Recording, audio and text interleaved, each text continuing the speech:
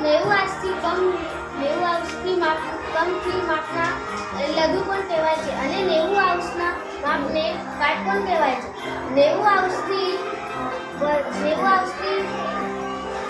અંશથી મોટા ખૂણાને ગુરુ પણ કહેવાય છે અને 180 ખૂણાના માપને સરળ કોણ કહેવાય છે. આ 360 માપના ખૂણા છે જેને પૂર્ણ કોણ કહેવાય છે. આ છે સમય, આ છે ઘડિયાળ.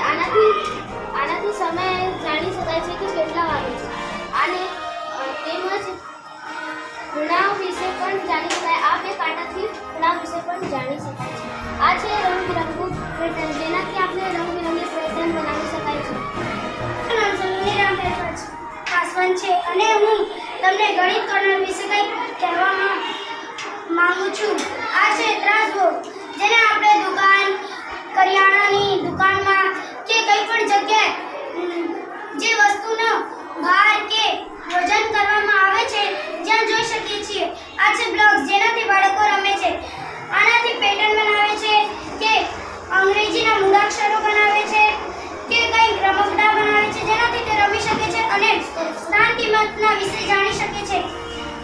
આ છે એક દર્પણ, જેનાથી આપણે એક વસ્તુને બીજી તરફથી જોઈ શકીએ છીએ.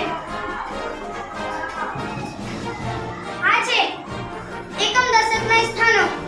આ છે સ્થાન કિંમતના ઈંટો, જેમ કે આ દશકનો, આ એકમનો સ્થાન કિંમતનો અને આ 100 નો સ્થાન કિંમતનો અને આ 1000 નો સ્થાન કિંમતનો. આ છે અંક પૂર્ણાંક. આના પરથી અમે એક ભાગ, બીજો ભાગ કે કંઈ પણ જોઈ શકીએ છીએ. જેમ કે આ આખો ભાગ છે અને પછી આનો અડધો ભાગ થઈ જાય છે જેને આપણે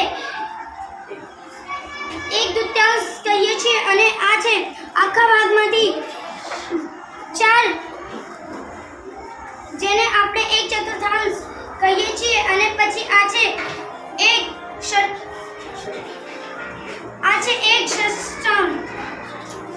ષષ્ઠમાંશ, જે આખા ભાગમાંથી 6 ભાગ છે. આ છે એક અષ્ટમાંશ, જે આખા ભાગમાંથી 8 ભાગો છે. નમસ્તે.